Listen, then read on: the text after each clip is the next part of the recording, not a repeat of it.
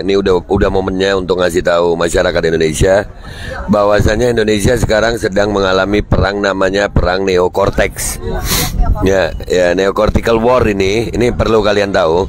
Ini minta maaf harus saya jelaskan satu-satu sampai ujungnya nih supaya paham.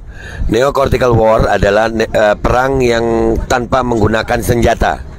Jadi perang ini difokuskan untuk para pemimpin satu bangsa.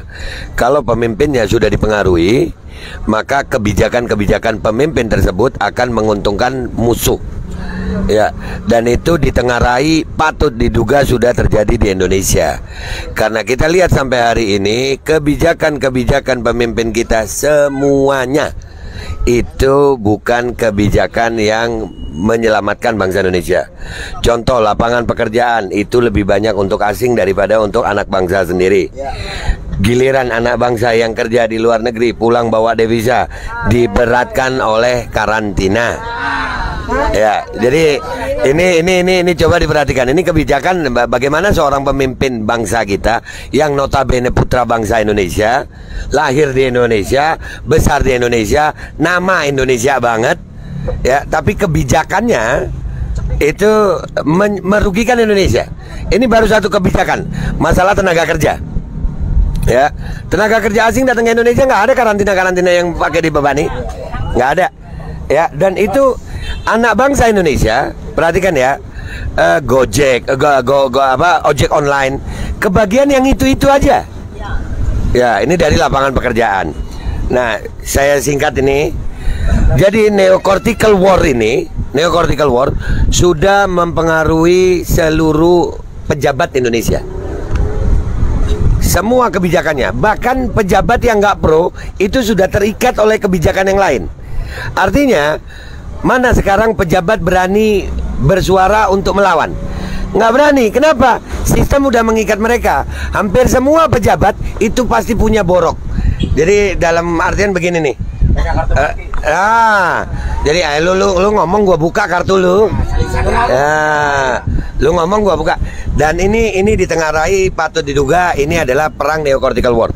Dan saya makin yakin kita ini sedang perang neocortical dengan negara Cina. Kenapa? Karena memang yang memainkan neocortical war pertama adalah jenderal perang Cina namanya Sun Tzu. Ya. Dan itu sudah dilakukan. Yang parahnya neocortical war kali ini itu tidak hanya untuk para pemimpin bangsa kita, tapi sudah ke anak-anak kita, ke masyarakat kita. Masyarakat kita ini sekarang mengalami standar ganda. Itu taktik neocortical war. Ulama yang satu dijunjung, dipuji, yang satu ditindas, dimaki. Supaya ulama sama ulama musuhan. Iya, kelompok beragama. Yang satu agama diangkat-angkat, yang satu diinjek-injek. Iya, atas nama intoleran. Diangkat-angkat, diinjek-injek, supaya apa? Diadu. Padahal enggak, dua-duanya korban. Betul. Yang diangkat korban. Ini ulama yang lembut-lembut diangkat-angkat. Lu kira lu bukan korban juga, kakak? Korban juga. Ya. Dan ini yang paling parah, yang paling parahnya kenapa kita harus menuntut Kemenkes. Sampai hari ini kami sudah meminta data dari Kemenkes, data dari BPOM. Kami sudah menyurati resmi untuk membuka tentang efikasi vaksin. Enggak dikasih, katanya classified. Kita meminta bunyi kontrak vaksin, nggak dikasih, classified. Dengan alasan yang tidak masuk akal. Kata mereka bisa mempengaruhi persaingan usaha. Loh, yang minta ini rakyat.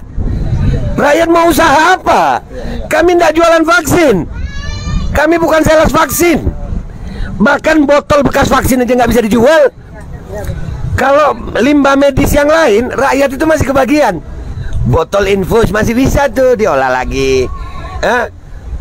Terus yang lain apa? Suntikan masih bisa. Botol vaksin bekasnya kagak ada. Jadi disimpan. Ini ada apa? Rakyat harus tahu.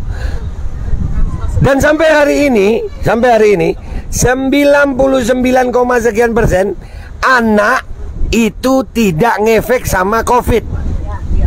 Sehat. Loh, kenapa harus dipaksakan? Jadi dari sini kita menduga mereka punya tujuan kepada rakyat Indonesia.